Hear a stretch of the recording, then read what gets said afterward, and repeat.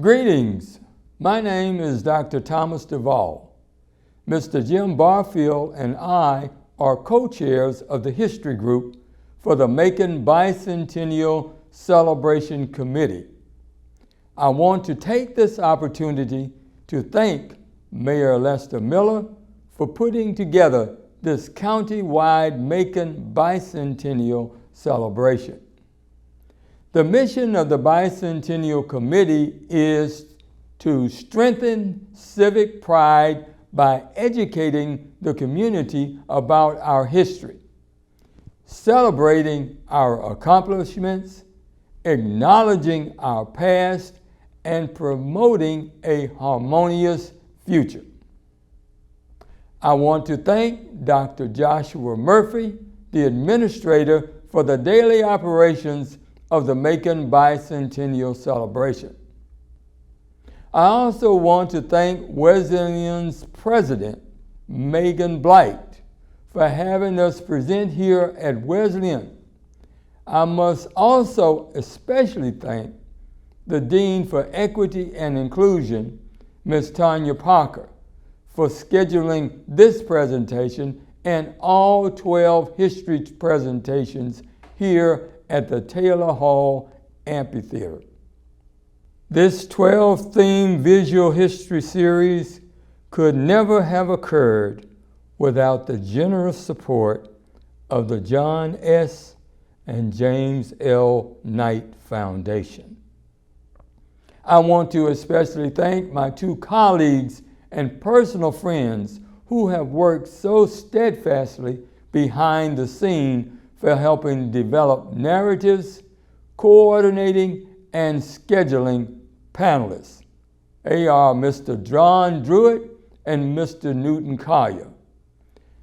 Don Druitt conceived the 12-theme concept and used his artistic stage management and PowerPoint skills to produce the visual history theme series.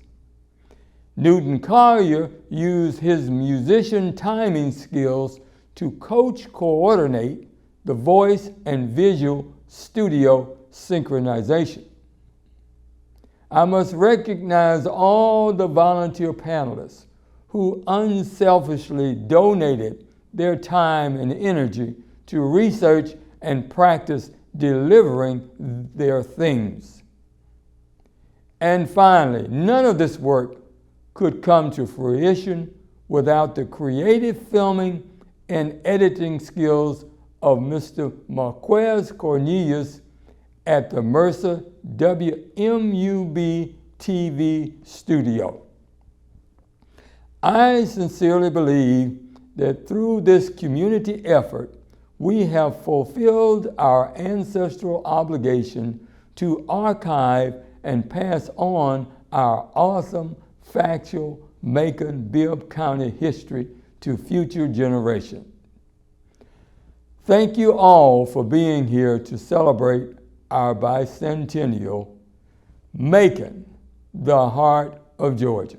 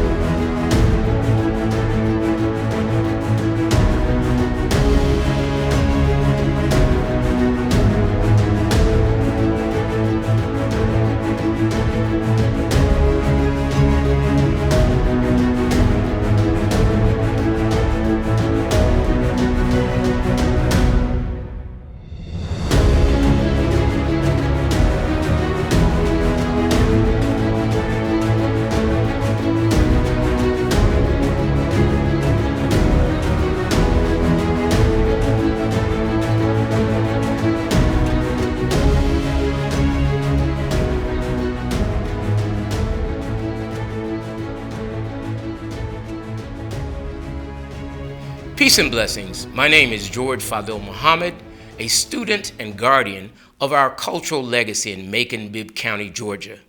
I'm honored to introduce this Macon Bibb County bicentennial lecture called History of Macon Bibb, Music and Arts. And I have with me our 5-person panel who will share with you their research on today's topic. They are Mr. Stanley Stewart, Ms. Sarah Mullis, Mr. Newton Collier, Mr. Tim Griggs, and Mrs. Yvonne C. Holmes. Now that you have met them, let's get started with their presentations. I'm Stanley B. Stewart, highlighting Macon's music and heritage. Billy Young is famous as the artist who initiated the Big O's own label Jodis that he set up with Atlantic promotion man Joe Galkin. But he was so much more than that.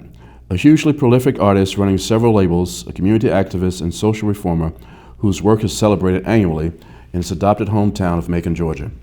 Young was born in 1941. His early recordings were possibly for Crest as a member of the Classics, but the first 45 under his own name was for Original Sound in 1963. On this rather lightweight popish disc, which Northern Soul fans seem to enjoy, Billy sings in a high register with a lot of falsetto phrases.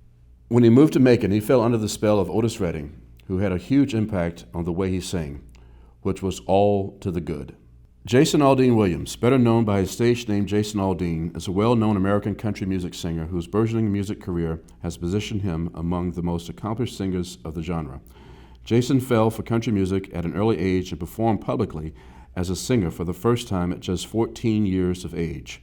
The passion took shape of a full-time career after he finished high school, and he soon started performing across the Southeast and the Eastern Seaboard. Striving to get a foothold initially, Jason finally got noticed by Broken Bow Records that signed him in 2005. Since then, he has released 7 chart-busting albums and 24 singles with the label.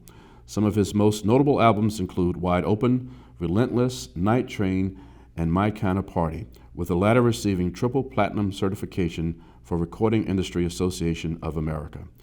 Many of his singles topped either the Country Airplay or the Hot Country Songs charts.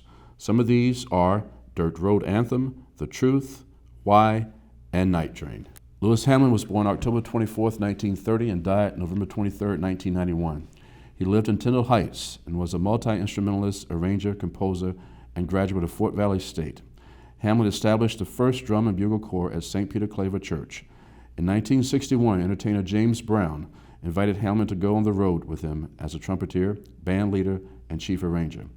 Hamlin and Brown wrote the jazz tune Thing in G and together produced Brown's first successful album, Live at the Apollo, recorded in 1962 on Hamlin's birthday, October the 24th. Hamlin's legacy of education and music continues to live through the many musicians he trained and inspired. We miss you, Lou. Thanks for showing us how to keep the music playing. Clint Brantley had been playing bass for approximately 35 years. He was 13 years old when he started. He became a musician from his father's influence. He was a music promoter and the first African-American music promoter in the Central Georgia area.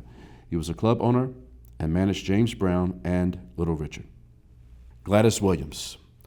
Gladys Williams was born in Tyndall Heights and grew up to become a pioneer female bandleader, music educator, and community cornerstone. As a bandleader, she traveled to play at everything from weddings and funerals to theater shows, but some of her greatest work was in her hometown of Macon, Georgia. Williams created the Bellevue Sunday Evening Talent Show, where legends like Little Richard and Otis Redding got their start. Incredibly, Williams did all this while suffering from polio. Pianist and bandleader Gladys Williams, hailed by many as the godmother of rhythm and blues in Macon, Georgia. She helped countless Macon musicians during a career that spanned decades, including Little Richard and Otis Redding. She was born in 1908 and died in the 1980s. Philip Gerhard Gutenberger was born in Frankfurt, Germany on November 1, 1799. The son of a prosperous merchant, gifted painter, and musician from an early age, Gutenberger graduated from the University of Heidelberg before studying at the Académie des Beaux-Arts in Paris. He came to the United States in 1824 and eventually made Georgia his home, and eventually came to the music department at Westland Female College. Veronica Randy Crawford, born February 18, 1952, is an American jazz and R&B singer. She has been more successful in Europe than in the United States, where she has not entered the Billboard Hot 100 as a solo artist. However, she has appeared on the Hot 100 Singles chart twice. First was in 1979 as a guest vocalist on the Crusaders' top 40 hit Street Life. She also duetted with Rick Springfield on the song Taxi Dancing, which hit number 59 as the B-side of Springfield's hit Bop Till You Drop. She has had 5 top 20 hits in the UK, including her 1980 number 2 hit One Day I'll Fly Away, as well as 6 UK top 10 albums. Despite her American nationality, she won Best British Female Solo Artist in recognition of her popularity in the UK at the 1982 Brit Awards. In the late 2000s, she received her first 2 Grammy Award nominations. Melvyn Douglas. Broadway star in Hollywood from 1931, often played the suave sophisticate in pursuit of a beautiful woman. As in Ernst Lubitsch's classic Nikita, 1939, opposite Greta Garbo, Douglas began appearing in supporting roles in the early 1960s and turned in an award-winning performance in HUD, 1963. Robert Ward. He was a respected blues and R&B guitarist who came to prominence during the 1960s after moving to Dayton, Ohio from his home in Georgia. Ward formed a group called the Ohio Untouchables, which eventually morphed into the popular funk band, the Ohio Players. He later moved to Detroit, where he collaborated with many of R&B's greatest acts, including Wilson Pickett and The Temptations. Ward released several albums of his own as well. They include Fear No Evil, Hot Stuff, and New Roll Soul. Robert Ward was 70 when he passed away in his home on December 25, 2008. He had been suffering from a variety of ailments. The Pickens sisters, Helen, Jane, and Patty. The daughters of Mr. and Mrs. P.M. Pickens, the Pickens sisters, Grace, Jane, and Helen from 1910 to 1984, and Patty, 1914 to 1995, were born in Macon, Georgia, and grew up there and in Atlanta. Beginning when the girls were ages 4, 6, and 8, their parents taught them to harmonize. At first, the sisters sang for friends, then at churches and schools. Promoted as 3 little maids from Dixie, they appeared in Thumbs Up on Broadway and in the movie Sitting Pretty. They recorded 25 sides for Victor from early 1932 until late 1934. The Pickens Group earned $1 million in 5 years, but dissolved when 2 sisters left to get married, and a 4th, Grace, who was the group's manager, also departed. Grace married U.S. District Attorney John T. Cahill. Patty married radio actor Bob Simmons. Winfred Blue Leavitt. Leavitt was the founding member and bass singer extraordinaire of the legendary vocal group The Manhattans. For half a century, Leavitt's songwriting and singing were integral parts of one of the most popular R&B groups in the world. His composition, Kiss and Say Goodbye, introduced by his deep spoken word prologue, is still one of the most beloved songs ever.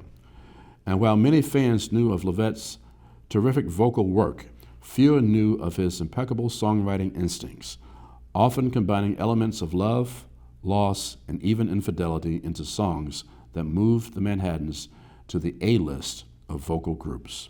Talvin Wayne Cochran. Talvin Wayne Cochran was an American singer known for his outlandish outfits and white pompadour hairstyle. He was sometimes referred to as the White Knight of Soul or the White James Brown. Cochran is best known today for writing the song Last Kiss, which he performed with the C.C. Riders.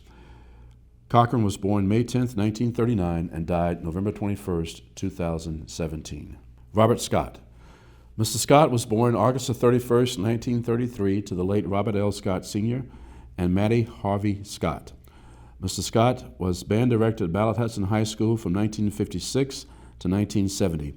He taught music and social studies at the elementary school level until he retired in 1987.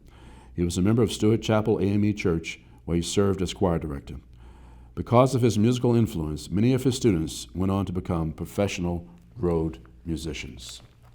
Sidney Clopton Lanier. Lanier, the poet laureate of Georgia, earned his degree from Oglethorpe College in Atlanta. In 1879, he was appointed lecturer on English literature at Johns Hopkins University in Baltimore, Maryland. He was also an accomplished flautist, playing with the Peabody Orchestra in Baltimore. Some of his most notable works include the best-known poems and songs of the Chattahoochee. Edward Sonny Bivens.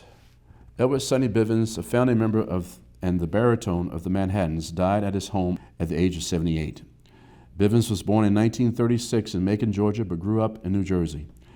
He originally wanted to be a baseball player, even making it to the minors with the Jersey City All-Stars, but his love of music and entertainment soon won out.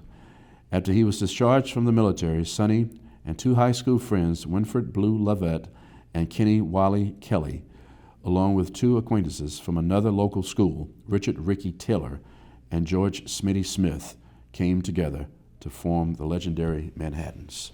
Herman L. Schwerner. By the mid-1850s, the family had relocated to Macon, Georgia, where young Herman started selling sheet music and pianos with his father. In his spare time, he taught music lessons on the piano and guitar. He also organized student charity concerts and helped form a German musical club called the Macon Literaturfall. Soon after, the Schwerner Music Publishing Company was formed, with young Herman leading the effort, where he began publishing his own compositions. During the Civil War, his music had decidedly Confederate flavor. Charles Collier. Collier was an African-American businessman who used the profits from his successful grocery store to forge a career in entertainment management. In 1915, he founded his own group, Collier's Smart Set, and 4 years later latched on to an established successful traveling company called the Silas Green Show. This African-American owned and run variety tent show toured the southern states from about 1904 through 1957. Part review, part music comedy, part minstrel show, the show told the adventures of short, coal, black Silas Green and tall, tannish Lilas Bean. There was neither ever a Silas Green nor notable connection to New Orleans. Silas Green was a fictional character created by the show's original writer, Salem Tut Whitney. To avoid Jim Crow laws, members of the company lived and traveled mostly in railroad cars. Beatrice Carter, vocalist mostly known for her collaboration with Sammy Kaye and his orchestra. Active in the second half of the 1940s and the first part of the 1950s. She had a sweet, innocent kind of personality, and when she sang, she had a cute, syrupy little voice. Betty was Sammy Kaye's vocalist and joined the charmed circle of those who achieved stardom. In 1947, a tour stop in Macon had to be particularly gratifying for Barclay, as the local press took note of her homecoming. Emmett Berry. Berry was an American jazz trumpeter born in Macon, Georgia, July 23, 1915, and died June 22, 1973. He began to study classical trumpet in Georgia, but by 18 had switched to jazz and moved to New York City. He became a member of Fletcher Henderson's band and later replaced Roy Eldridge as soloist. When Henderson broke up the orchestra, Berry joined Benny Goodman as staff writer. In the 1940s, he worked in Eldridge's Little Jazz Trumpet Ensemble. He also played in Count Basie's band. He is known as an accompanist for Billie Holiday and was in the photograph known as A Great Day in Harlem. And the special sound, gotta get that last part down, guys, I'm sorry about that. Emmett Berry. Berry was an American jazz trumpeter born in Macon, Georgia, July 23, 1915, and died June 22, 1973. He began to study classical trumpet in Georgia, but by 18 had switched to jazz and moved to New York City. He became a member of Fletcher Henderson's band and later replaced Roy Eldridge as soloist. When Henderson broke up the orchestra, Berry joined Benny Goodman as a staff writer. In the 1940s, he worked in Eldridge's Little Jazz Trumpet Ensemble. He also played in Count Basie's band. He is known as an accompanist for Billie Holiday and was in the photograph known as A Great Day in Harlem, and the special, The Sound of Jazz. Eduardo Gregory Heisenberg. Heisenberg was born in Riga, Russian Empire, now known as Latvia, the son of Sarah Dadolf and Henrik Heisenberg. His family was Jewish. When he was 3 years old, the family moved to Ural, where he studied at a classical gymnasium from 1878 to 1886. He was the father of actors Melvyn Douglas and George Douglas. The tradition of arts reaches to his great-granddaughter, Leanna Douglas, granddaughter of Melvyn Douglas. Heisenberg did some of his training at the Moscow Philharmonic Society. He also studied with Anton Rubinstein. Heisenberg lived in France and Germany before he moved to the USA in 1892. In 1905, he became the music department head at Wesleyan College. During his tenure at Wesleyan, he oversaw the expansion of the music department and organized numerous faculty concerts, which raised the profile of the college. Hi, my name is Sarah Mullis, and I live in Macon, Georgia. Georgia Minstrels. Brooker and Clayton's Georgia Minstrels was the first popular African-American blackface minstrel troupe. The company was formed in 1865. Under the management of Charles Hicks, the company enjoyed success on tour through the northeastern United States in 1865 and 1866. They billed themselves as the only Simon pure Negro troupe in the world, and their act as an authentic portrayal of black plantation life. One ad claimed their troupe was composed of men who, during the war, were slaves in Macon, Georgia, having spent their former lives in bondage, will introduce to their patrons plantation life in all its phases. For their part, the public and press largely believed them. One New York newspaper called them great delineators of dark life and said that they presented peculiar music and characteristics of plantation life. Frank Malloy. Frank has been a musician and a composer for most of his 89 years, wildly creative and possessed with an encyclopedic memory. Frank not only remembers innumerable gigs and recordings going back well before 1940, but he can also name many of the musicians who played the gigs and even specific tunes and keys. Frank truly has no idea of how many original fiddle tunes he has composed. We now know that he had composed at least 159, one for each Georgia county. Regular Fiddler magazine readers might remember a review of his book of tunes and CD set a few years back. James Duncan. Macon, Georgia artist James Duncan has had a prolific recording career.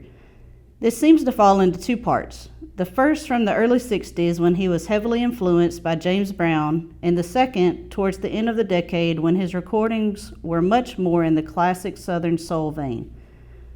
Much of his early work was billed as including the Duncan Trio, among whom was future Otis Redding acolyte Oscar Mack. Uncle Ned, stripling in the Hayloft Jamboree. Lowry Eugene, Uncle Ned, stripling, formed his first band while he was a student at Lanier High School in Macon. In August 1937, Stripling moved to Atlanta, and Uncle Ned and his Texas Rangers became a part of the Crossroads Follies on WSB radio. This program was normally heard weekdays in the early afternoon and on Saturday mornings. When the Crossroads Follies went off the air in 1940, Stripling moved back to Macon and joined the staff of WMAZ radio. Uncle Ned and the Hayloft Jamboree performed daily on WMAZ radio for more than 18 years. For a time in the mid-1950s, Uncle Ned also did an afternoon DJ show on WMAZ where he became famous for his conversational live commercials and product endorsements, as well as the latest country and western songs. When WMAZ television went on the air in 1953, Uncle Ned and the Hayloft Jamboree did 9 hours per week on TV, 5 hours per week on radio, and a minimum of 4 live performances each week. Gene, Uncle Ned Stripling, died suddenly at the age of 42 at a performance in Hawkinsville, Georgia in 1958. Thomas Bailey. Bailey is the leader of 2 gospel groups here in Central Georgia, Thomas Bailey in the Total Praise and the Band of Angels. He grew up practicing piano here in Macon with his neighbor's grandson, Little Richard, and he continues to travel across the country playing music to this day. Thomas was born and reared in Macon and attended Burdell Elementary, Appling Middle School, and graduated from Ballard Hudson High School in 1960. Bailey shouts out to Mr. Robert Scott from Ballard Hudson and Mr. Jordan from Appling for recognizing his musical talent and leading him to his love for and success with music. During his school years, he was fortunate enough to attend summer music camps at Morehouse and Tennessee State, as well as Grambling State University in Louisiana. At these camps, he was immersed in choral music, instrumental music, vocal music, and band. After high school graduation, he joined the Army and continued the musical training begun in his youth. Once out of the Army and settled back in Macon, Thomas began his musical career. James Sweetie Jones. Born in Bibb County in 1941, given the name Sweetie by his mother in the shadows of the Atlantic cotton mill, he sang in the church as a youngster, and by the age of 15, he graduated to secular music. He formed his own group called Sweetie Jones and his Rockin' Four. Jones sang fast-paced rockabilly numbers along with slower ballads with a delivery and rendition that gave him a nickname of Macon's own Elvis Presley. Because of his notoriety, WBML gave him his own radio show. One of Jones's biggest performances was the opening act for Jerry Lee Lewis in 1958. Harold Shangalang Smith. Smith was born in 1933 and died in 1997. He was a saxophonist and a member of Ballard Hudson High School Band, where he also played clarinet and piano. He toured with Little Richard regionally before entering the United States Air Force Band. After service, he returned to Macon, playing with the Otis Redding Band, Joe Tex, and helping other musicians learn the art of making music while on the road. Gloria Walker. Gloria Walker recorded several strong 45s for Eugene Davis's Flaming Arrow label, which had both Detroit and Georgia locations. The first of these was a lengthy rap over a riff taken from I'd Rather Go Blind, entitled Talking About My Baby. This slow burner was followed by an even better side, the lovely melodic Please Don't Desert My Baby. This is a wonderful piece of deep soul sung with real heartfelt passion by Gloria, accompanied by the Muscle Shoals crew. Her final Flaming Arrow release, Walking With My New Love, is another very strong 12/8 Southern ballad with some more excellent vocals, without perhaps having the musical quality of the previous 45. Jimmy Mills. You knew that Jimmy Mills' group because of the way they were dressed, their discipline, and the sound. Mills has been in the music scene for over 60 years. He taught choral music at Southwest High School. Mills always said, African American Music Appreciation Month is special to him because people can learn about jazz music. Jazz is beginning to be recognized as it should have been a long time ago, Mills once said. His wife of 52 years, Florine Mills, says her favorite performance of his was in New York City. He had his group there from Southwest High School, and there they won first place. Music has helped Mills through some roadblocks, which included him surviving prostate cancer. Now he spreads awareness through his organization called Iron Men's Health Fair, Inc., Incorporated. Alice Rozier. Alice Rozier was born on February 24, 1942.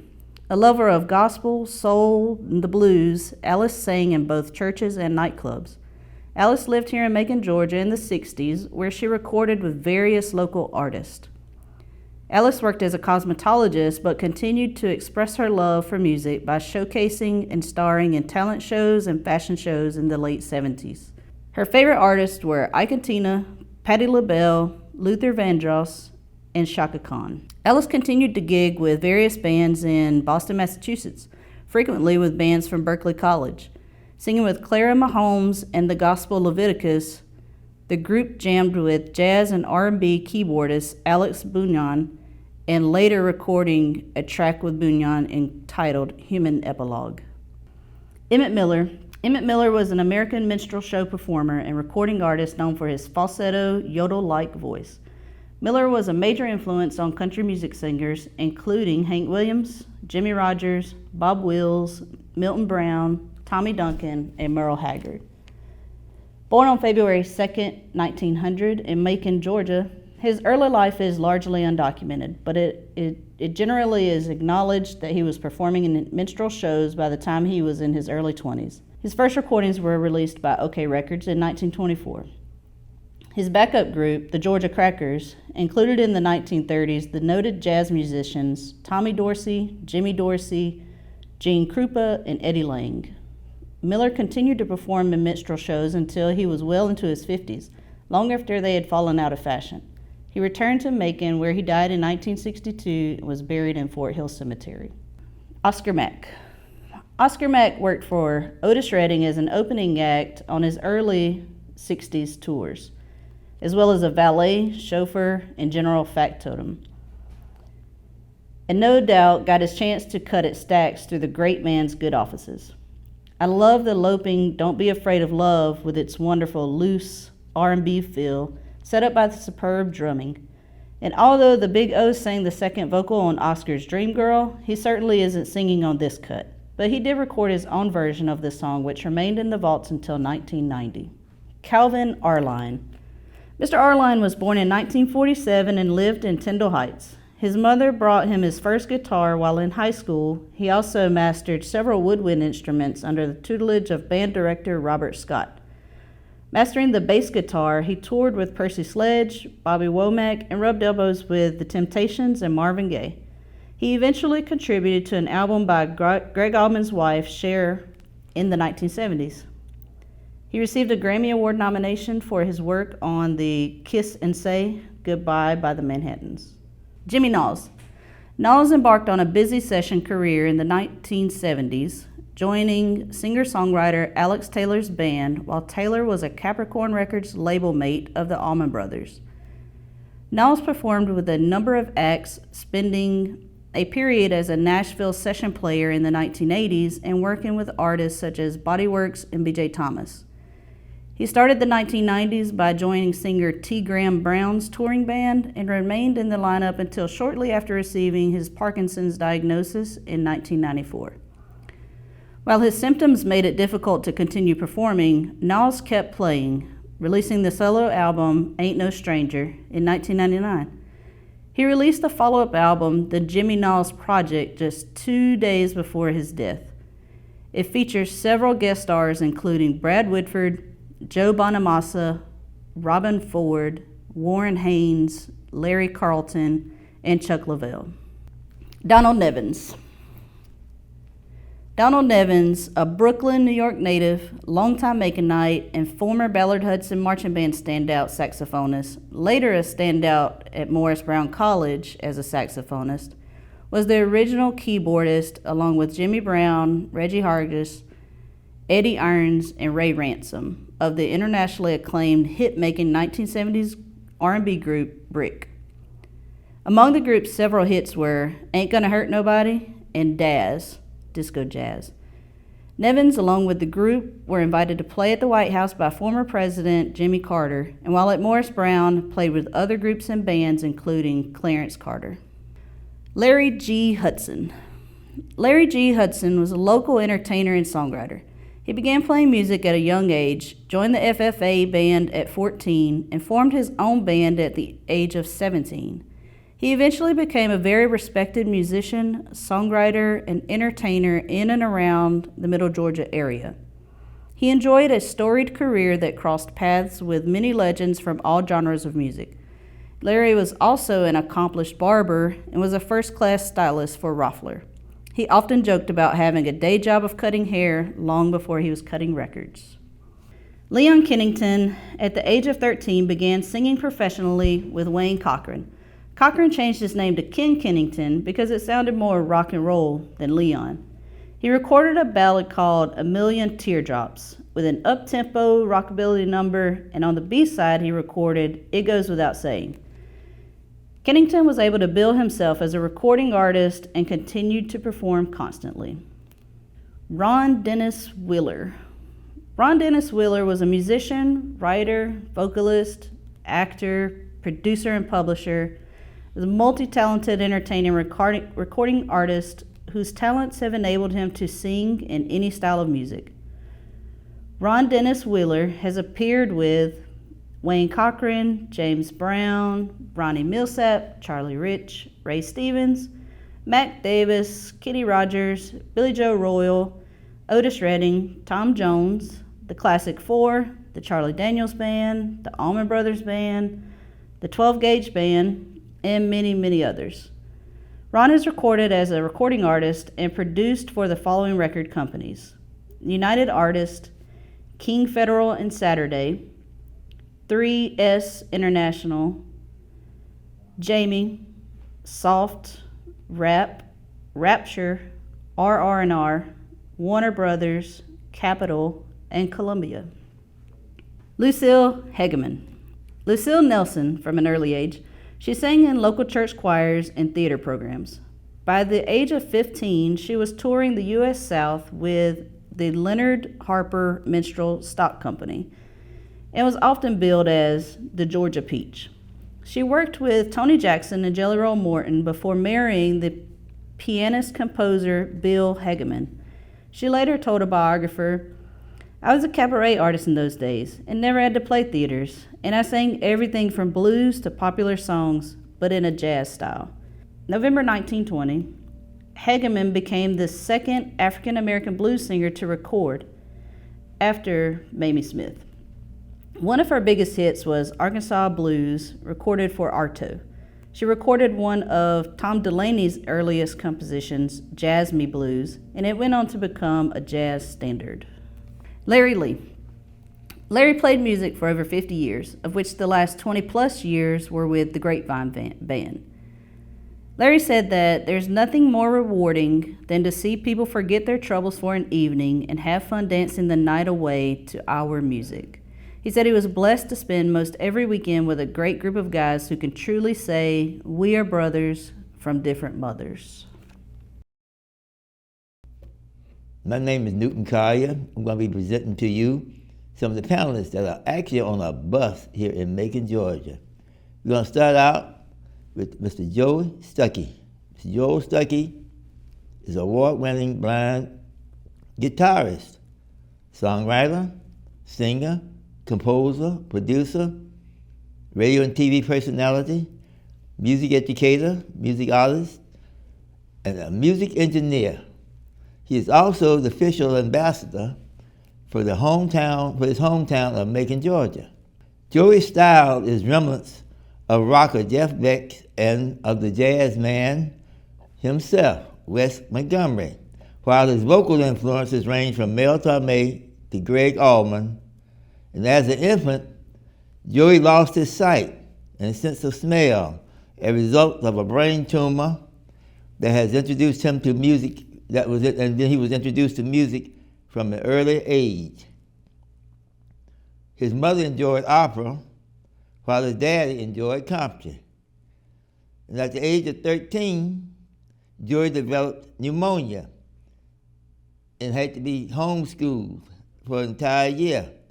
Without missing a beat, he graduated from high school at the age of 14, and at 17 began a musical career by taking classical guitar lessons from noted professor Terry Cardwell. Joey went on to attend Mercer University, and he furthered his education by studying with renowned guitarist Stanley Jordan, and later with Professor Stephen Caldwell. The Cotton Brothers. They were very fairly known around Macon, Georgia in the late 50s and 60s, and started with Remember Me in 61, which was directly a hit, and By Me Direct was a hit in 64. Life Too Short in 65. Their parents, Floyd and Helen, were sharecroppers. The family eventually called Macon their home. They were a family of several kids that were brought up. There was actually about 10 of them, 10 kids. And 6 of these kids came out to be musicians. The brothers, an a cappella style group, were compared to the Mighty Clouds of Joy. Bishop Cotton, his name was John Cotton, was the lead vocalist for the group and was also the pastor of Greater Overcoming Church in Macon, Georgia for 46 years, where the brothers performed regularly and packed the sanctuary. Arthur Bo Ponder. Arthur Bo Ponder is a Macon native. He first became prominent when he took over the singing duties with the group Johnny Jenkins and the Pine Toppers. This is after Otis Redding had left the group. And he also performed on regular with nightclubs around the South and also with fraternity clubs all over and recording a few songs. Ponder was also known to sing Otis Redding songs. And at one time, he upstaged Otis Redding only once, but that was a major thing at the Douglas Theater. and he's still performing today and still alive and ready to play again. Robert McDuffie, born into a musical family in Macon, Georgia. Both his mother, Susie, and his younger sister, Margie, were pianists. He attended Juilliard in New York and studied with Dorothy DeLay, spending his summers sometimes in her studio with the Aspen Music Festival, which is actually out in Aspen, Colorado. In 1973, he had a guitar. He purchased it for $3.5 million. He was also nominated for a Grammy in 1990 for his performance of concertos by Leonard Bernstein and William Schumann. McDuffie also performed overseas as artistic director for the Rome Chamber Music Festival in Rome. He started the McDuffie Center for Strings in Macon, Georgia, at the Mercer Institute at Mercer University Townsend School of Music, with an enrollment of only 26 students. But today it is filled up with many, many more students. Otis Redding III, an accomplished and recognized artist on his own, Otis III grew up in the shadows of his daddy. Even more as a musician and performing, touring with his own band, the Reddings, he has made his own name. From blues to American soul, the music of Otis Redding III is an enduring sound that is a cross of rock and R&B, and it has hit and embellished the hearts of millions around the world.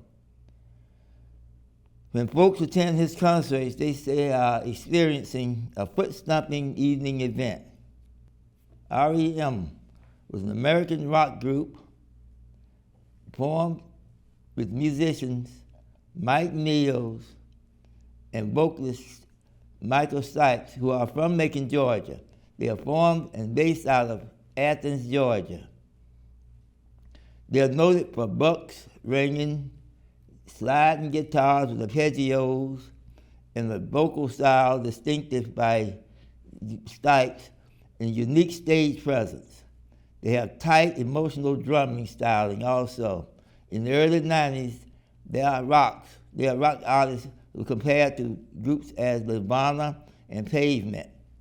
Chuck Leavell, Charles Alfred Leavell, is an American musician, forester, came from Tuscaloosa, Alabama.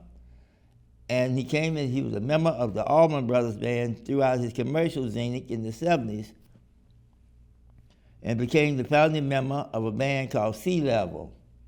He also served as principal touring keyboardist and musical director for the Rolling Stones since 1983.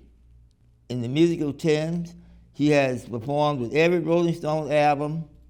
He has done all sessions since '83 and has especially lead on a lot of songs, especially when he is now touring with Government Move. He's also been out with George Harrison, Dave Gilmour, and he is now working on a special project which will be a movie coming out to be known. Pay attention, you will hear something beautiful when you hear that. Ronnie Williams Hamlin. He was born November the 10th, 1950, in Macon, Georgia. He is a retired musician and carpenter, and he formed a group and worked with a group called Atlanta Rhythm Section as a singer. ARS had several regional and national hits during the 70s. He left the band in the early 80s to be at home with his new son and family. During those years off the road, he continued to write and play with other musicians and write songs and worked with a producer named Buddy Blue. He joined the group in 1987. Johnny Jenkins. Johnny Edward Jenkins was an American left-hand guitar stylist. He helped launch the career of Otis Redding, and his flamboyant style was an influence to Jimi Hendrix. In the 60s, Johnny was the lead of a group called the Pine Toppers. He employed a young Redding as a singer. Johnny didn't drive, so he didn't have driver's license at that time. So Redding also served as his personal driver. During the recording session in '62, Johnny played on a couple of songs through the manager Phil Walden. There were 40 minutes left on the tape. Otis Redding used that time to make a song, and the rest is history. These Arms Are Mine. On that song, Johnny played guitar on this particular song. He's also known for other songs like an instrumental called Spunky. In 1970, Johnny released an album, Tom Tom McCoo, and he also later released an album called Blessed, and two further albums, Hard to Handle, Blessed Blues, and Jenkins was inducted into the Georgia Music Hall of Fame in 2012. The Allman Brothers. Allman Brothers is an American rock band formed in 1969 by brothers Dwayne and Greg Allman, Dickie Bex, Barry Oakley, Butch Trucks, and J. Johnny Johnson. They were basically based out of Macon, Georgia, and they incorporated blues, jazz, and country. And they were actually a live show jam band. They jammed with improvisations, and they just loved to just continue one song maybe for an album. They had 2 studio albums. Their first 2 studio albums, the Allman Brothers Band, 1961, and I Loud South, that came in 1970, both released on Capricorn. And they stalled a commercial through it.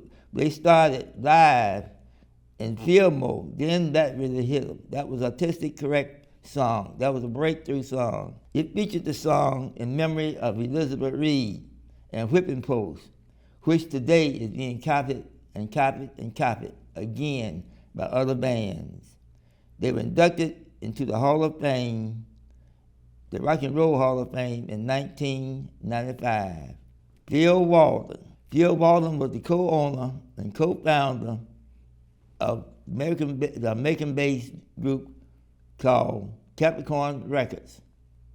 Along with Otis Redding, Phil Walden, who had received an undergraduate degree in economics from Mercer University, would come out and while listening to Otis Redding at the Douglas Theater, when show after show after show decided to be a promoter and help him with his talent.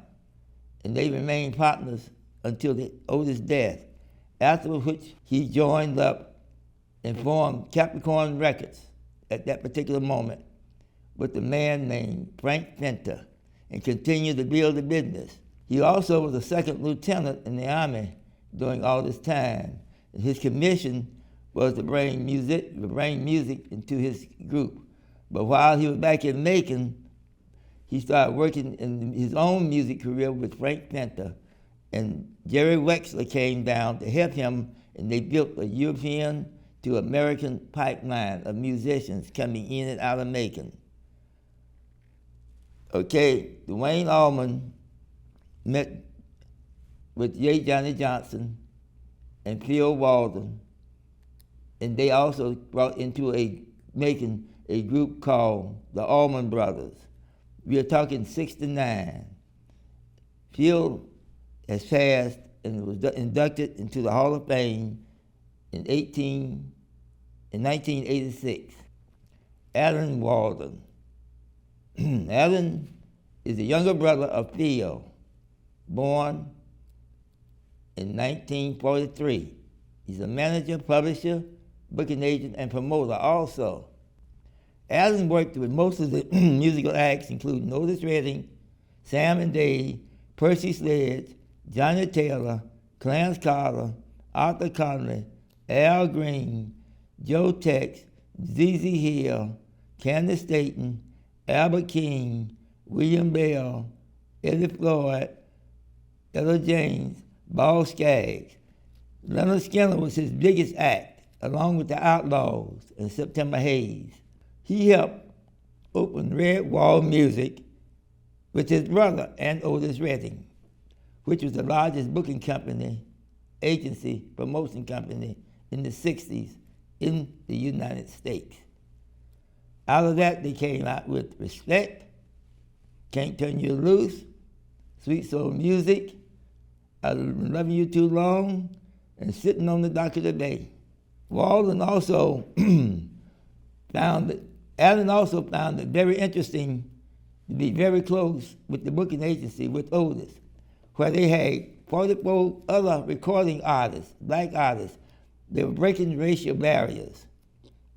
There were people just driving to Macon just to hear and be around this music. One got breakthrough, When a Man Loves a Woman was a major breakthrough. Then Sitting on the Dock of the Bay, and then Soul Man. These three songs hit Cashbox and Record World. In 1970, Walden resigned from Capricorn and started his own Hustler Records. He eventually auditioned 187 bands and settled on one band to work with, Leonard Skinner. The 13th band that he had found, their song Freebird helped him to be on top. Sweet Home Alabama and Simple Man. In 2003, Walden was inducted to the Georgia Music Hall of Fame. Bragg Jam, 1969, was a famous year in Macon. These brothers were honored. They were two brothers, Bragg and Tate. They were musicians that were local musicians that wanted to go out and spread the music around the world. They were killed in a car accident in Texas while coming back to Macon from a cross-country tour.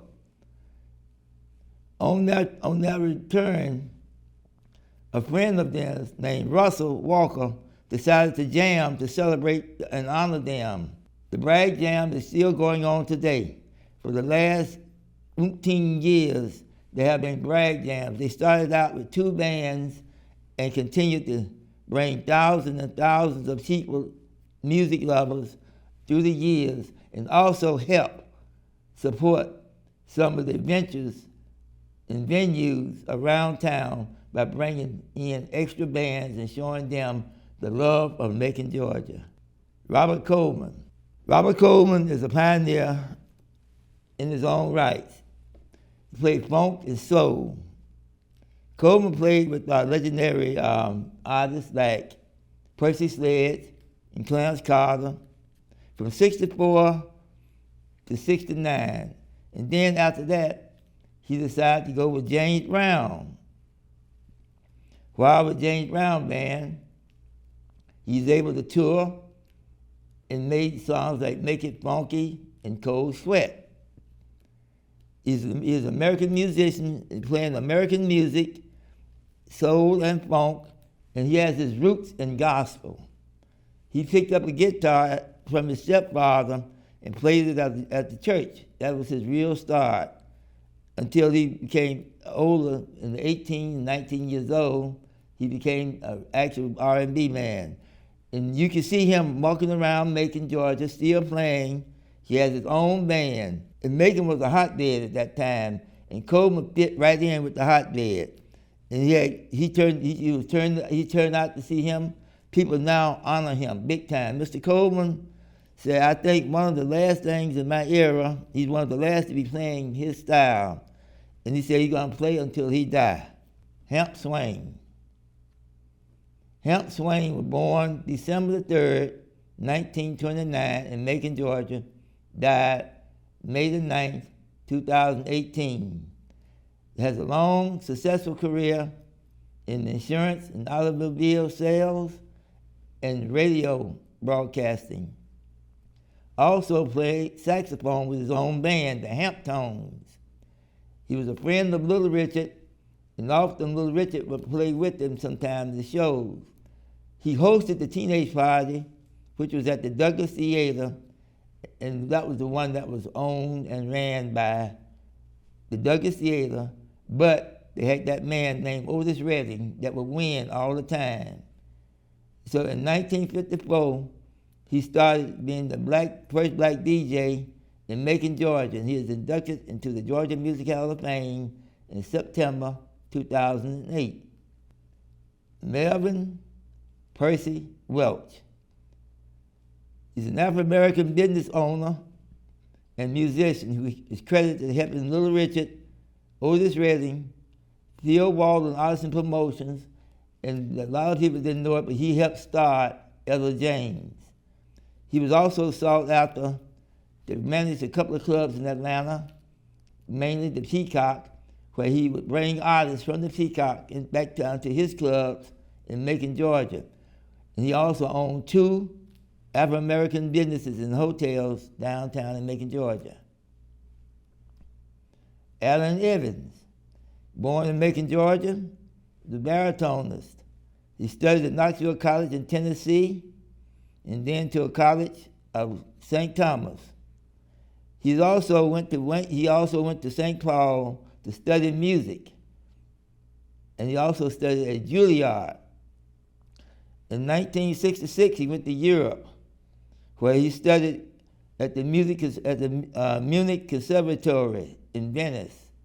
And one of the things that happened to him while he was there, he became famous for singing with his deep baritone, and he was famous for singing in Hamlet. And during his career, in '68, he decided he would work with the Vienna Chamber Orchestra. And the rest of his term in his life, he lived overseas. He was the president of the National Mayhem Theater, which is actually a club, and their upline was nothing but the best of the opera singers. He is buried overseas. Bone, Homes, and Friends. That is Mary Holmes and Anthony Dorsey, the late Anthony Dorsey. In the mid-'70s, Macon can boast that they had a man that played with Paul McCartney. Yes. Paul McCartney formed the band, and the trombonist was a man named Tony Dorsey, who came here originally working with Otis Redding. He became the horn and band director. After a stint in the Air Force, Bone found his way to Macon, where he became associated with Red Wall and Capricorn Music. And after that, he decided he would have his own group. He formed Bone, Homes, and Friends and performed throughout the South with his wife, Mary Holmes, as his lead singer. Reverend Pearlie Brown. Reverend Pearlie Brown, August 15th he was born in 1915, and he died in June 68. This is wrong, this is 68, he died in 68. He was an American singer and guitarist, primarily as a street singer, which means he walked the streets every day. People would actually see him playing his harmonica and accordion. He had a bottleneck style and a slide style, which was stole and picked up by other artists that seen it. One artist that actually saw him do this was the Allman Brothers, Dwayne Allman. Dwayne would come to town, and they saw him, they would follow him a little bit, and they'll see him using the slide. He performed at festivals like Newport Folk Festival, Carnegie Hall, and the first Afro-American to perform at the Grand Opera House. Paul Hornsby. Paul Hornsby is an American musician. He's produced gold and platinum records for artists including Charlie Daniels, the Marshall Tucker Band, Wet Willie, and others. He's also a member of the Allman Brothers Band in '62. That's the first time he came here. And then after that, he formed a group with Capricorn. After coming back into Macon, he stayed at Capricorn to work with them and set up his own system after a while. And he had his own band called Coupe de Ville. He produced a couple of groups, including The South Gonna Do It Again, Long Hair Country Girl, Hear it from the love and fire on the mountain. Lo and behold, we come down to a man named Newton Collier. Hello. Newton Collier, born July 23rd, 1945, Macon, Georgia. My parents, Lucille Birdsong and Newton Collier, were tied into a band called the Sweethearts of Rhythm. With my mother, my father, and the rest of my family, I began playing music at the age of 6, piano. Why not? And about 10 years old, I was taking lessons from a lady named Miss Gladys Williams, and I happened to go by the house one day, and there was a man named Sammy Davis Jr. that had been staying there because he was resting up from a tour. He was playing trumpet with her. I stopped and wanted to be nosy. I wanted to know what was going on. So he let me buzz the trumpet. That took care of that. Miss Gladys said, "You must practice your piano." In my mind, I said, "I want to play trumpet." Yes. Your mind has to go one way. So my mother bought me a trumpet, and I started playing and practicing trumpet under Mr. Robert Scott, Lewis Hamlin, and the guy from the Air Force named Sammy Coleman. And while I was doing that, I was just getting out from grammar school, going into high school. By the time I got to high school, Mr. Scott was at the band, so I was a shoe-in almost. So I came and worked with the band. And so while I was working with that, I played on the side with Johnny Jenkins and also at Macon Recording Studio, where I was meeting other musicians and learning how to play on the road. And I went off and played with Johnny Jenkins. After that, I was signed back to Otis, came back to Otis, always back to Otis. Everything leads back to him some kind of way. And he told me, "Hey, I have some guys named Sam and Dave. Go play with them."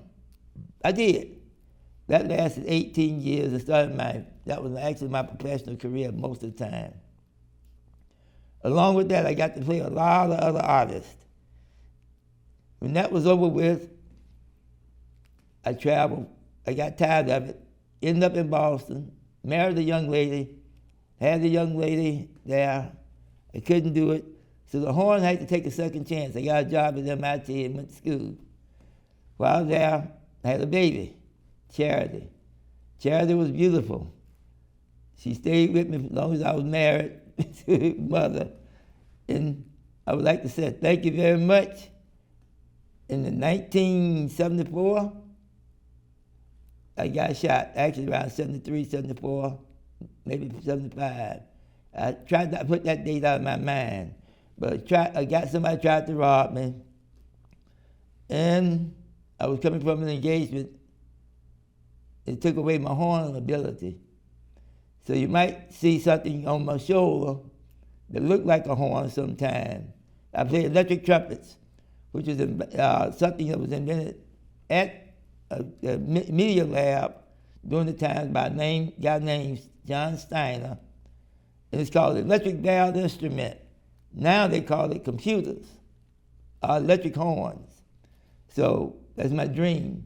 And I would like to thank everybody that is listening to this. Give yourselves a round of applause. Thank God and everybody that ever had anything to do with music in Macon, Georgia. Hi, my name is Tim Griggs, and I'm going to continue to highlight the Macon music and arts highlights.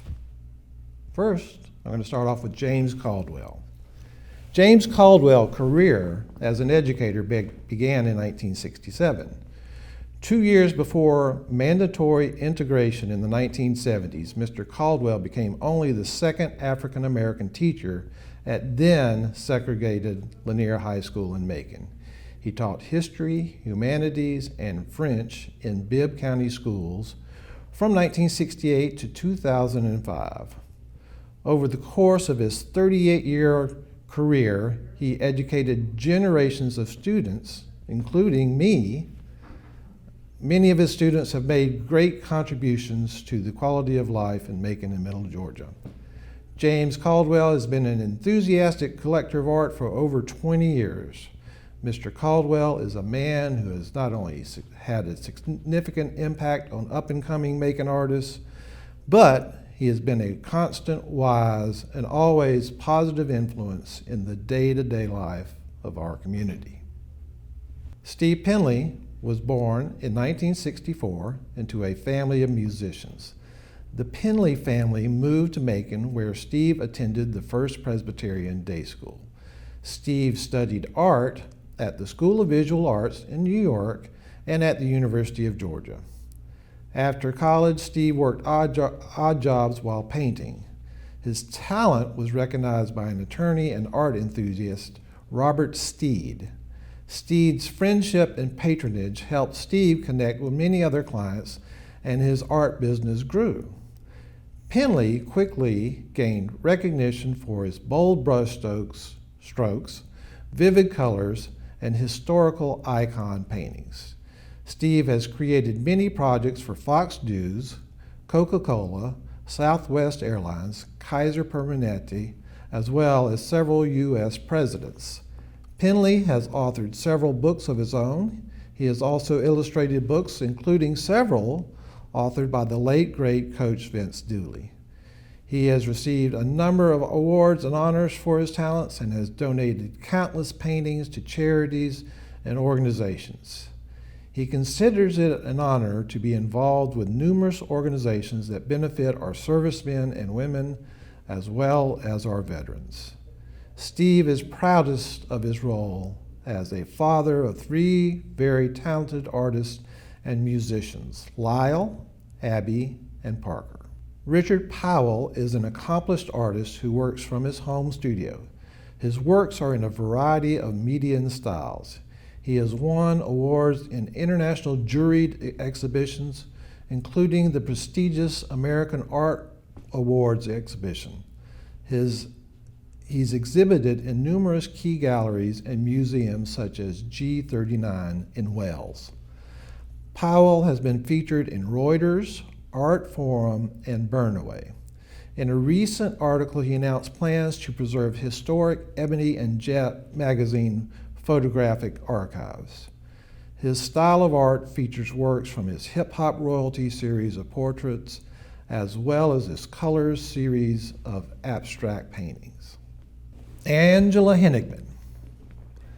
Angela Henigman was born into an artistic family on both her father's and mother's sides.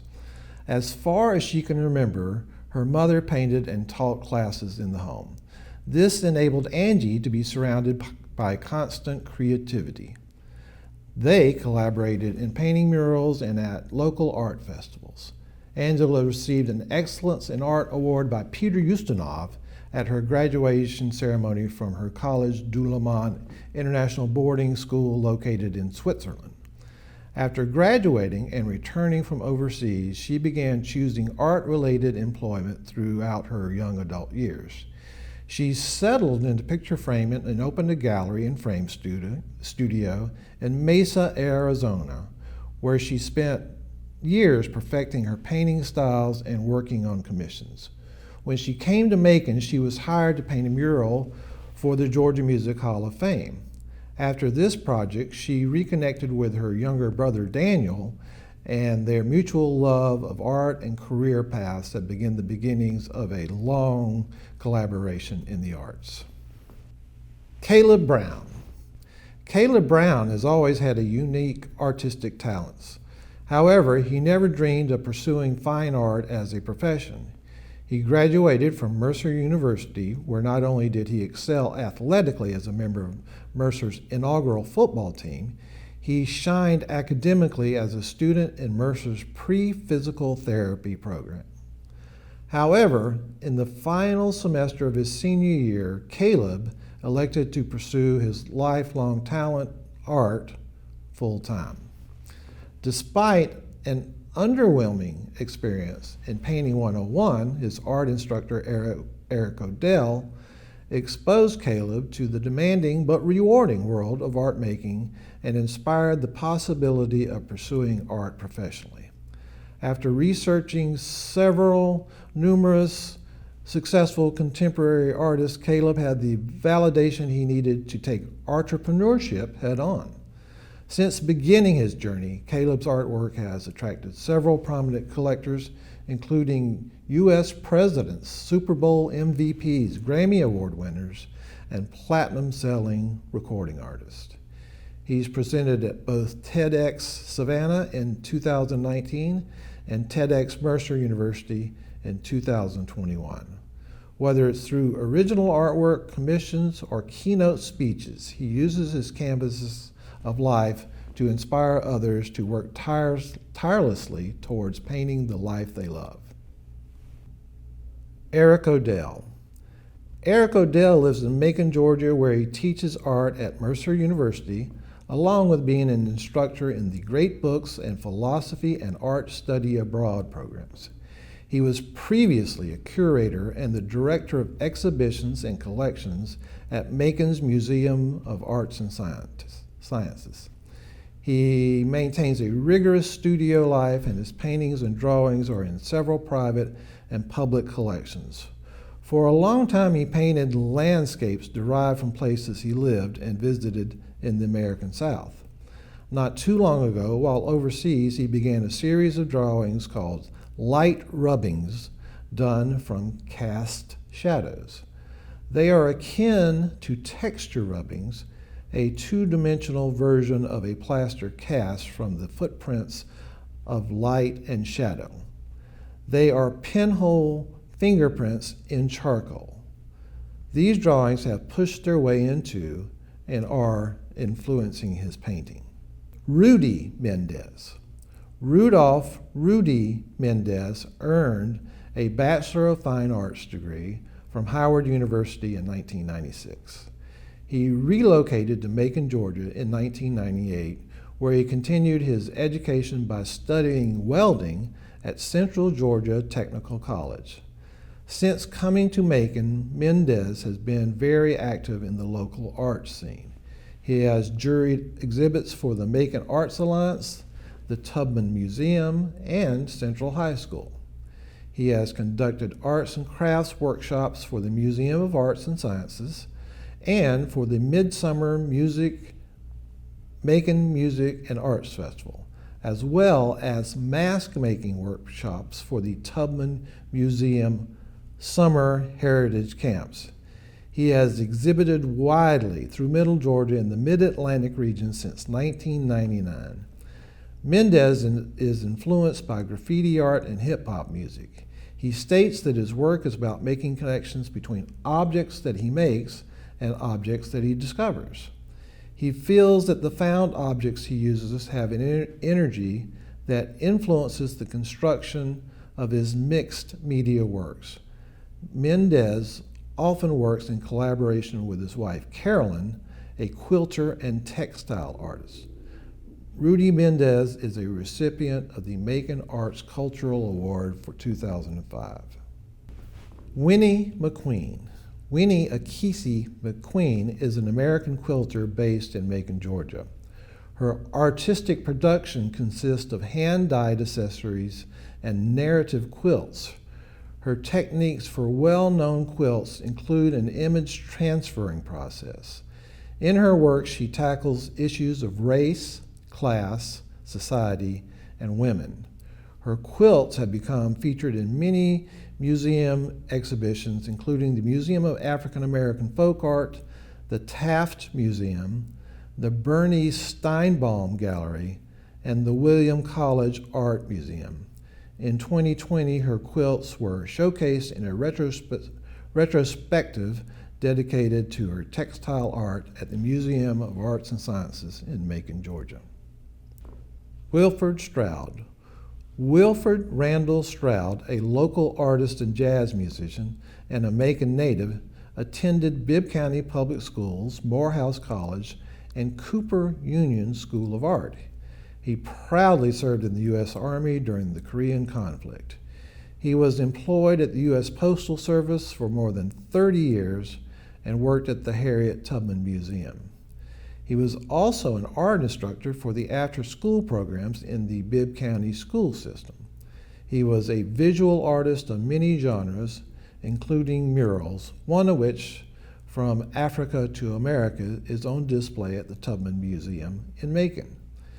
He was also a founding member of the Jazz Association of Macon and the Afro Jazz Tet, in which he composed, arranged, and played trumpet, baritone, horn, and piano. The Macon Symphony Orchestra. A symphony orchestra resembles a complex recipe. Many instruments and people need to melt together as one to create an enjoyable sound. With the Macon Mercer Symphony Orchestra, it seems the ingredients have mixed together in harmony with the Middle Georgia community, just right for the taste of success. The new MMSO addresses an intergenerational experience. The strings section is made up of McDuffie Center students, including the concert master for each show. The orchestra is then filled out by principal players of the Atlanta Symphony Orchestra and McDuffie Center alumni, who act as orchestral mentors for the students. This direct career experience has been a game changer for Mercer students. The Macon Jazz Association. A group of local jazz musicians came together in the 60s at the Booker T. Washington Center to form a jazz association to deliver jazz sounds to the local and surrounding music community, and also to provide up-and-coming musicians with a platform to learn from seasoned local musicians the art of playing jazz. Wilfred Stroud, Jimmy Mills, Roy Mathis, Harold Smith, and Tommy Goodwin were the founding members who paved the way for this wonderful bonding of jazz brotherhood. Bobby Smith's King Productions. Bobby Smith was commissioned by Sid Nathan, the president of King Records in Cincinnati, to build a recording studio in Macon. Macon then became the adopted hometown of King Records' biggest star, James Brown. Many recordings were produced by Bobby Smith at his studios. He wrote material for Mickey Murray, among others, as well as making his own disc. His first Federal 45 coupled the ballad Fran with the strutting Southern funk of Just Won't Move. Bobby Smith was the first person to sign Otis Redding to a recording contract and produced his first single, Shout Bama Lama. Smith also managed Wayne Cochran. Jim Sandifer. Jim Sandifer's pottery studio is in Lizella, Georgia. Most of the year he concentrates on functional pottery that hopefully transcends its functionality. His pots sell on Etsy. Jim admits that a plastic pitcher is far more functional than a stoneware pitcher made by a studio potter. The plastic pitcher is light, transparent, doesn't drip, and is inexpensive. The aesthetic value of the well-thrown handmade pitcher is the only thing that it has to justify it costing 30 times more than the plastic pitcher. Beauty is, as the saying goes, in the eye of the beholder, and a good pot is every bit as expressive as the best painting or sculpture. Plus, functional ceramic art appeals to the sense of touch more than the other art forms. From the mid-70s, Jim Sandifer made a living as a potter and exhibited in the Denver Art Museum and galleries in Denver, Boulder, Santa Fe, Taos, and other places. Jim says in the 70s, pottery was a job, but now it is his passion. Laura Starling. Laura Starling began her broadcasting career in Athens, Georgia. She displayed a natural ability as a broadcast talent and performer. In no time, her radio career took off, and she was on the air in Atlanta at a top 10 radio station. But soon after, Laura opted to focus full-time to get her degree. She moved back to her family home base of Macon, Georgia, where she graduated from Wesleyan College. She then began working on the staff of Middle Georgia's 100,000-watt radio giant, WDEN. After over 35 years, she's still on the air there and consistently polls as one of the all-time top celebrities in the Middle Georgia market. In addition to radio spots and promos, Laura has voiced tracks for many clients, including AT&T, Atlanta Motor Speedway, and the Georgia Music Hall of Fame. She has won awards for audio production, including Addy Awards for her best radio spots, and was named Radio Personality of the Year by the Central Georgia Advertising Federation. Several times over the years, she has been named, along with her morning co-host Vance Shepard, Best of the Best DJ in Macon, Georgia. Laura's down-home charm and radiant charisma have made her a favorite hostess for parties, events, and other goings-ons. Palmyra Braswell. Ms. Braswell received an A.B. degree from Fort Valley State College, an M.A. degree from Teachers College of Columbia University, and an EDS degree from the University of Georgia. She taught in New York City and Bibb County Public Schools.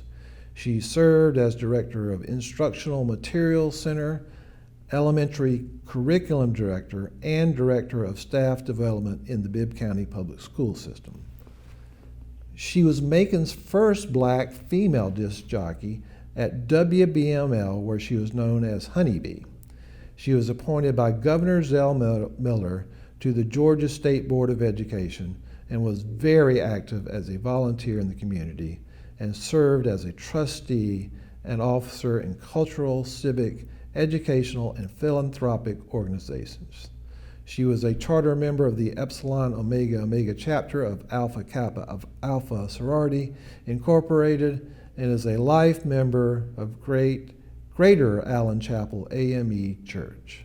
John Malika is a self-taught artist, lettering specialist, music promoter, and proud resident of Macon, Georgia. Originally from Massachusetts, Johnny Moe started his career in Memphis, Tennessee as a screen printer, using t-shirts as a vehicle for his art. Over the year, he has produced art for album covers, posters, and merchandise for dozens of unknown bands and a few that are more recognizable, including the Allman Brothers Band, Tedeschi Trucks, and Government Mule, who he went on the road with. Charles Davis. Charles Davis is a singer, songwriter, actor, radio show host, sideline reporter, and defender of mac and cheese. Davis said artists that created and recorded music in some of our local recording studios inspire him to perform every day in everything he does.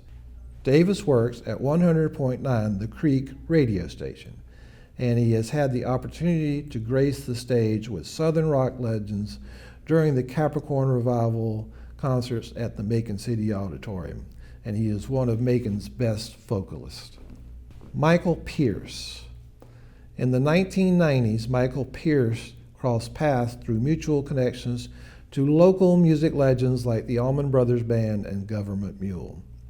Michael Pierce and the aforementioned artist John Malika have worked together to revitalize the murals at Capricorn Studios. The Capricorn Studio murals showcase and highlight both artists' talent for turning items like bottle caps and hollowed gourds into unique pieces of artwork. Pierce said, "Everything can have a purpose in art if you arrange it correctly." Macon Arts Alliance. The mission of the Macon Arts Alliance is to foster and support the advancement of arts and culture in Central Georgia. Macon Arts Alliance maintains the community calendar for Macon, Bibb County, and Central Georgia. The gallery at Macon Arts Alliance exhibits and sells works by more than 300 artists in an array of media. You'll find pottery, paintings, jewelry, photography, sculpture, fabric arts, and more. Located in downtown Macon, the Macon Arts Alliance Gallery includes both a retail and exhibition space. Monthly gallery exhibitions are by invitation only and are generally scheduled a year or more in advance. Hi, I'm Yvonne Holmes, and I'm doing the history of Macon Bibb music and arts. Lena Horne. Lena Mary Calhoun Horne was an American dancer, actress, singer, and civil rights activist. Horne's career spanned over 70 years, appearing in film, television, and theater.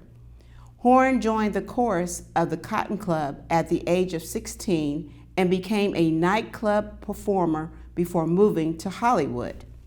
Perhaps best known for her sultry rendition of the song Stormy Weather, which she performed in the 1943 film by the same name, Lena Horne spent part of her childhood in Macon, Georgia, a recipient of several honors commemorating her contributions to the performing arts, including a Kennedy Center honor in 1984, an induction into the Georgia Music Hall of Fame in 1991.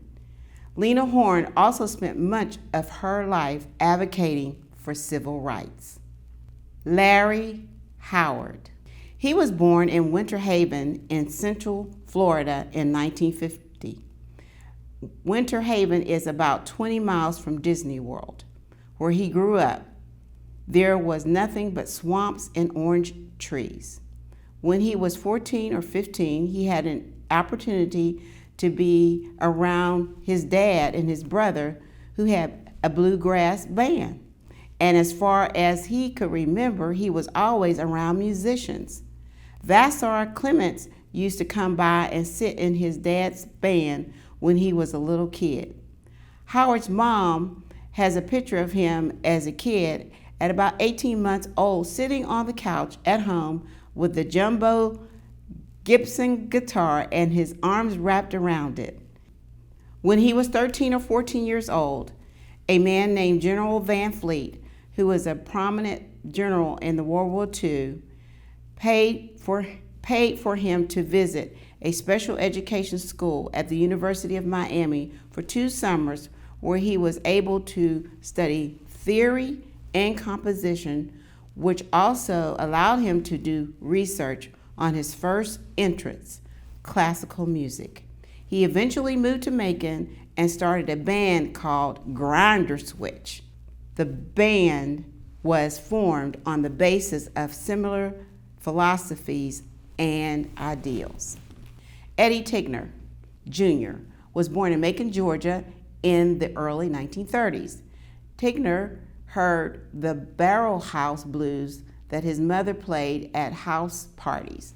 Tigner then listened to the country and bluegrass music of that region, but also the largely African American had a tradition of blues music. At the age of 14, his mother, a demand pianist, Tigner followed her to evening engagements at house parties and fish fries.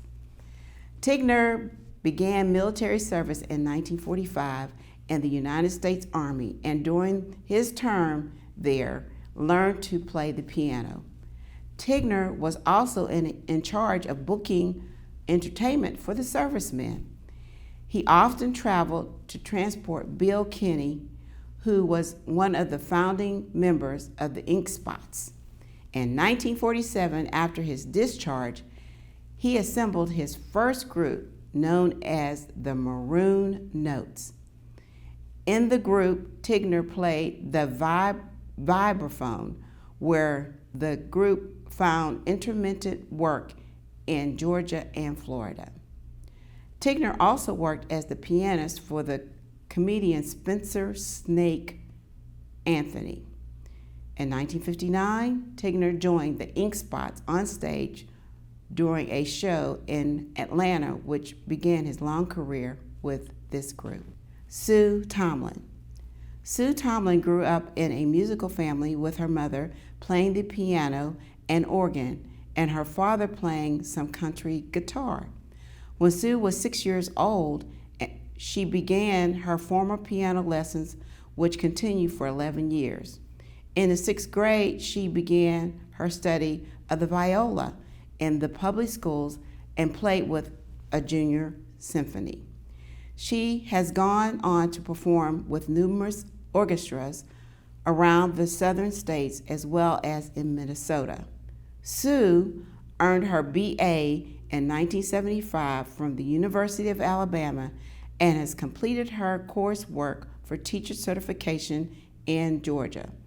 She has taught in the public schools of Albany, Georgia, as well as public schools of Asheville, North Carolina, and has been on the faculty of Georgia College and State University in Milledgeville, Georgia.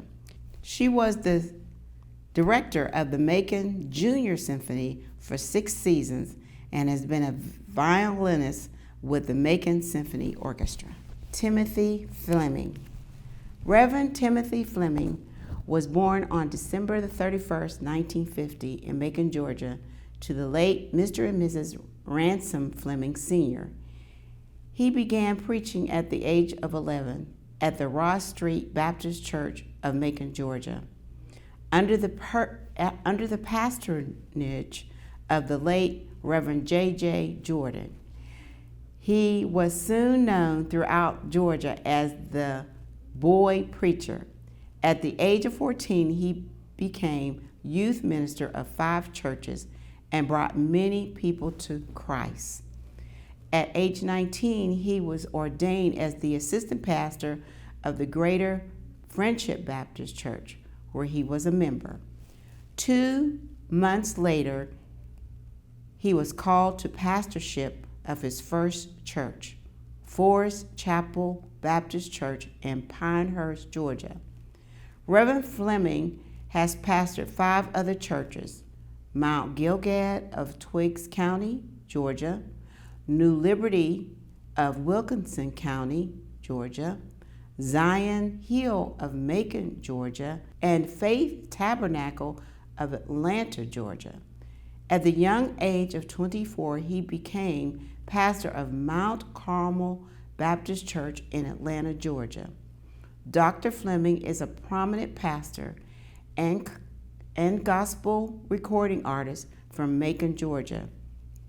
He has musical collaboration with some of the genre most prolific recording artists. Ann Howard. One of 13 children, she grew up in and around Georgia with her siblings. She married John Howard, and in 1951 and had opened a nightclub, Ann's TikTok, in Macon, Georgia. Among the notable entertainers to perform on her stage in the 1950s and 60s were Little Richard, Otis Redding, and James Brown. Through her connections with them and other nightclub owners, she knew a host of entertainers like Aretha Franklin. She was a warm, caring, and generous person and was instrumental in giving Little Richard his start. She hired him to sing and to work in the kitchen, and reportedly took him to stay at her home.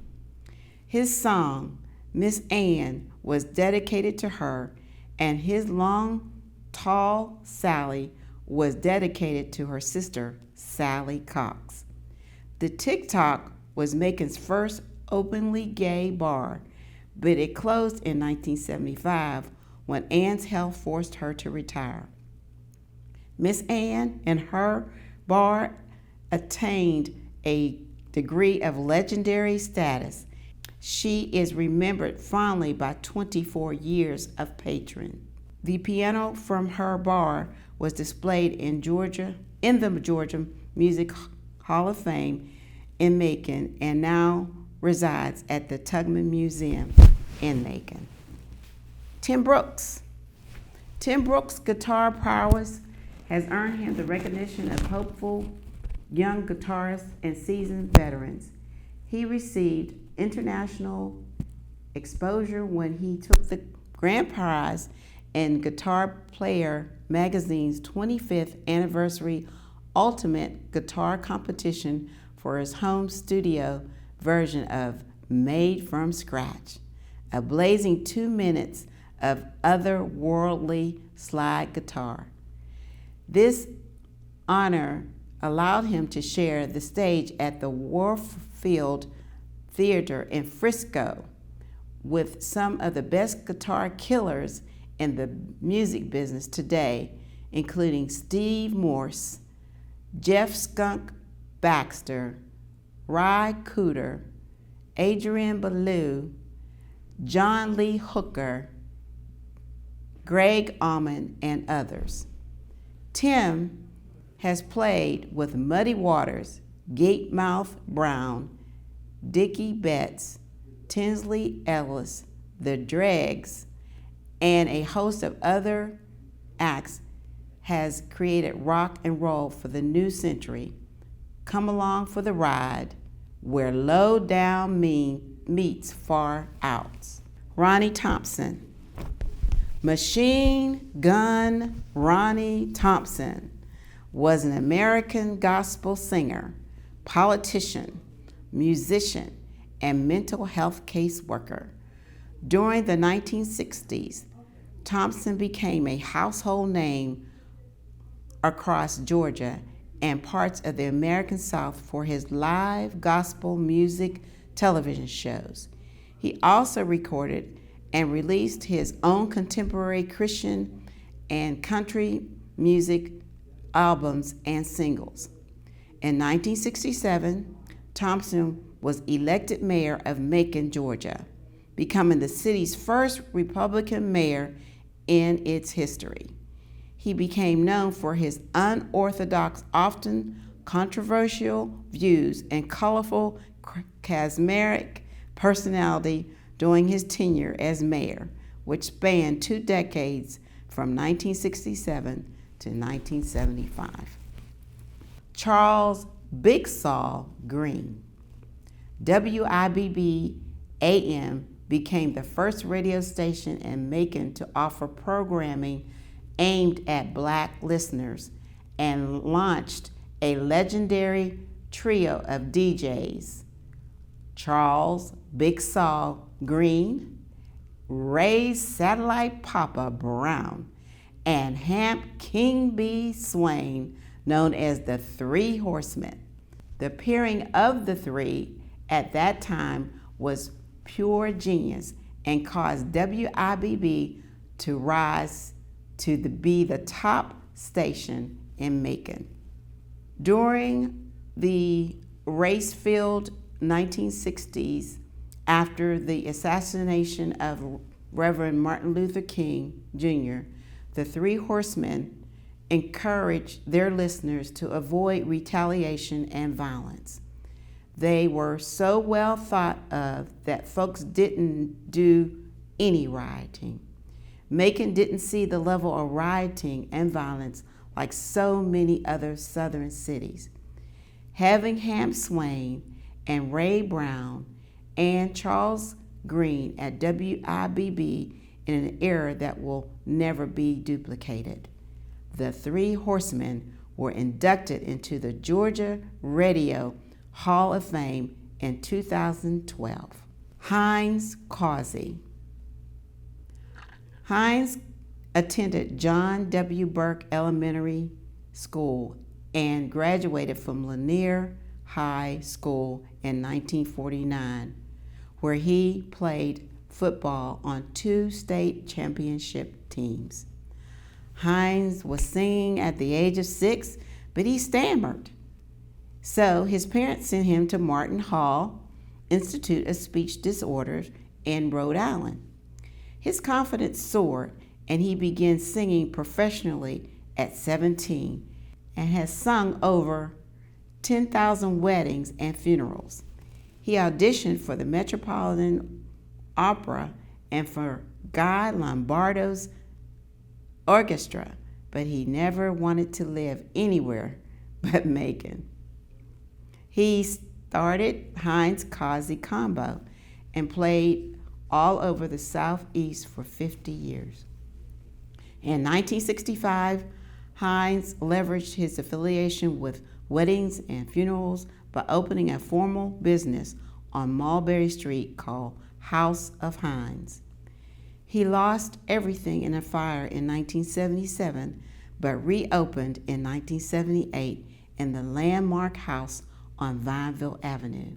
House of Hines is a local institution, and Hines's voice was legendary. He was a founding member of the Macon chapter of the Society for the Preservation and Encouragement of Barbershop Quartet Singing in America. Frank Fenter. Fenter was the first managing director of Atlantic Records for Europe, where he helped discover and get signed to Atlantic late 1960s British invasion groups, including Led Zeppelin and the progressive rock bands Yes and King Crimson. Frank Fenter was also instrumental in introducing and breaking rhythm and blues music across Europe, with such artists as Otis Redding and Sam and Dave. He went on in the 1970s to be a co-founder, co-owner, partner, and executive president of Capricorn Records. The label identified with Southern rock, led by the Allman Brothers, the Marshall Tucker Band, Wet Willie, and Alvin Bishop. In 2014, Frank Fenter was inducted into the Music Hall of Fame. Claudine Clark. Clark was born in Macon, Georgia, and she began recording in 1958 for the Herald record label with her debut single, Angel of Happiness. She was backed on that recording by the Spinners. Clark moved to New York, but she also found no commercial return from her recording on Gotham Records before moving to Chancellor Records. Clark then had a hit with her second single for Chancellor with her self-penned Party Lights. Originally, the B-side of the label's preference for the A-side, Disappointed. Party Lights peaked at number 5 on the Billboard Hot 100. One Clark's follow-ups, Walk Me Home from the Party and Walking Through a Cemetery, were commercial failures.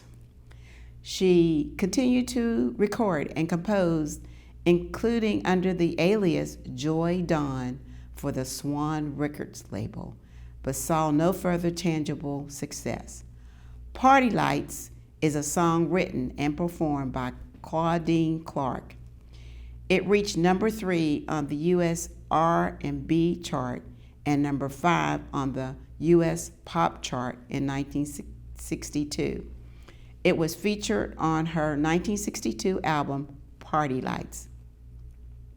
The song was arranged by Russ Faith and produced by Faith and Bob Marcucci. The song ranked number 35 on Billboard magazine's top 100 singles of 1962. Randy Howard. Randy Howard was a semi-famous singer, songwriter, publisher, and producer.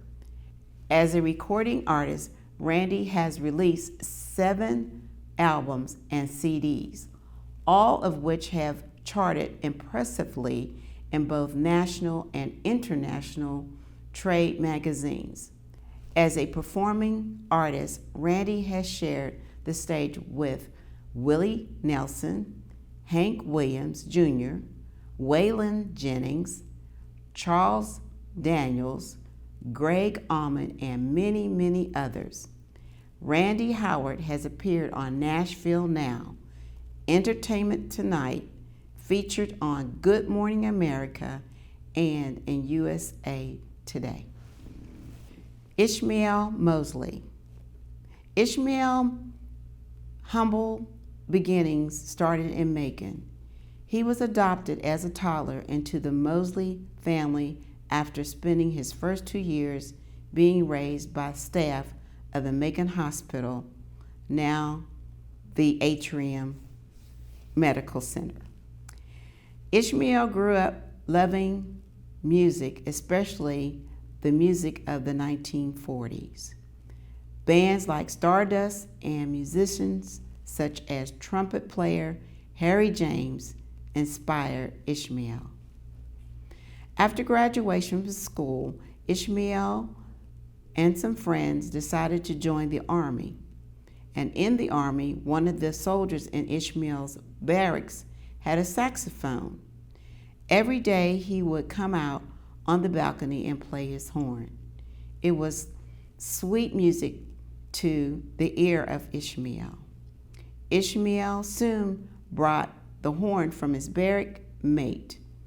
He said he couldn't make anything out of the sound, so he went out to the practice field and kept at it until finally he got a tone with his new horn. Later, he joined the service's segregated band, where a man named Pop was the director of the band. This is where he began to play his saxophone in a band. Mosley said, "It's a funny thing. Now most of the musicians he played with are either ministers, deacons, or stewards in the Methodist Church. And he's done what he promised to himself he would do: become a mechanic, own a decent home, and be a musician. Good home, good wife, good life," Ishmael said with a smile. He can't complain. Buddy Green. Buddy Green is an American singer, songwriter, guitar player, and harmonica player. Most of his recordings consist of gospel music with a distinctly Southern gospel flavor. Much of his music is influenced by country music and bluegrass music. Green grew up in Macon, Georgia. He has written the music for many songs and also co-wrote the Christmas song, "Mary, Did You Know?" with Mark Lowry. Green also wrote "Recovering Pharisee," recorded by Dale McCoury, and he is recorded by Ashley Cleveland. He is considered a harmonica legend by many and once played a classical harmonica melody at Carnegie Hall. Chris Hicks, a bluesy Southern rock guitarist with soulful vocals to match.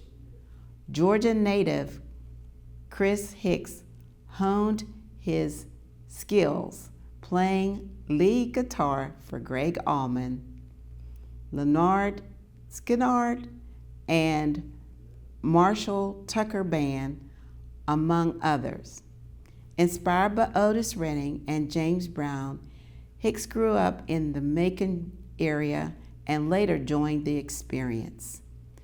After playing the Blues Festival circuit for several years, the band opened up for Steppenwolf and Charlie Daniels during the 1980s, and Hicks was asked to join the Outlaws later that decade. After the Outlaws disbanded in 1996, Hicks joined the evolving lineup of the Marshall Tucker Band, serving as the group's lead guitarist while launching a solo career with the 1980s Funky Broadway. Hicks stayed with the Marshall Tucker Band throughout the following decade, and in 2008 saw the release of his second solo effort, Dog Eat World. Harold Thomas. Harold E. Thomas, a master saxophonist and his Danger Zone musical group possessed a unique style tailored by Harold E. Thomas and mastered by each musician and vocalist. Their style covers every genre from jazz, top 40, beach, R&B, reggae, rap, oldies, and even country. The group is based in Macon, Georgia, but travels the world. Danger Zone has been together over 25 years. Some of the places covered are Denver, Tampa, New Orleans, Miami, Dallas, Pensacola, Freeport, Washington, D.C., Nashville, San Jose, Chicago, Memphis, Jacksonville. Do you get the point? Here, Harold E. Thomas and Danger Zone excelled as headline act for their style draws, mesmerized, and satisfies everybody.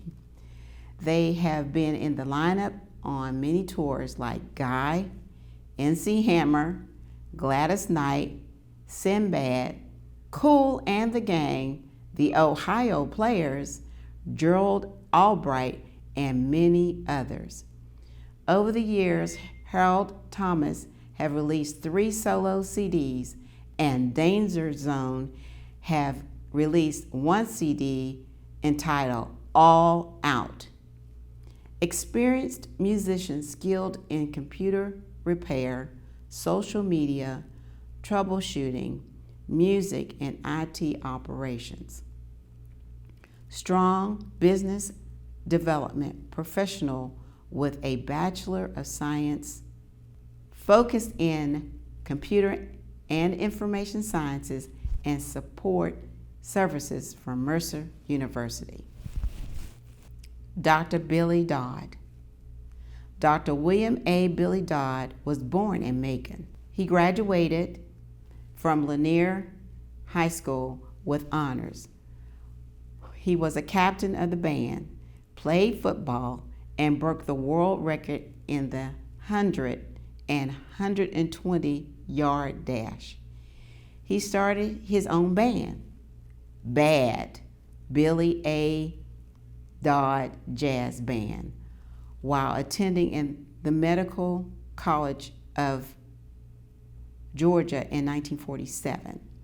He enlisted in the U.S. Army, organized the 48th Brigade Medical Services, and retired as Lieutenant Colonel in the Georgia National Guard. He practiced internal medicine in Dublin, Wrightsville, and Macon, and founded the American Medical Directors Association Healthcare for Elder Citizens, and was honored for his establishing the organization by President Clinton. Dr. Dodd played nationally and internationally and was known and loved by established musicians all over the world. He organized and directed the world's greatest jazz band. The band was organized to play at the Grand Theater in Macon. The band included Milton Hinton and Trummy Young. He was invited to play at the International Jazz Festival in Frankfurt, Germany. He supported struggling musicians here in Macon, Dublin, Atlanta, and Savannah.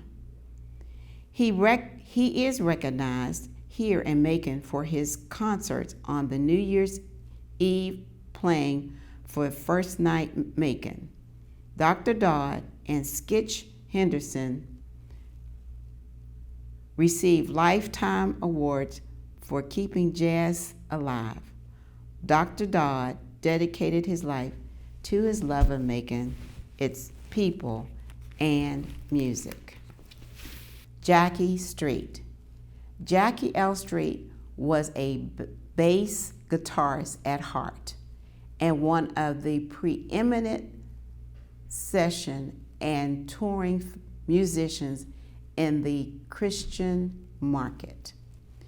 A touring and recording musician, Mr. Street played on hundreds of albums for artists including Little Big Town, Natalie Grant, Michael W. Smith, Marshall Chapman, and Jackie Velasquez.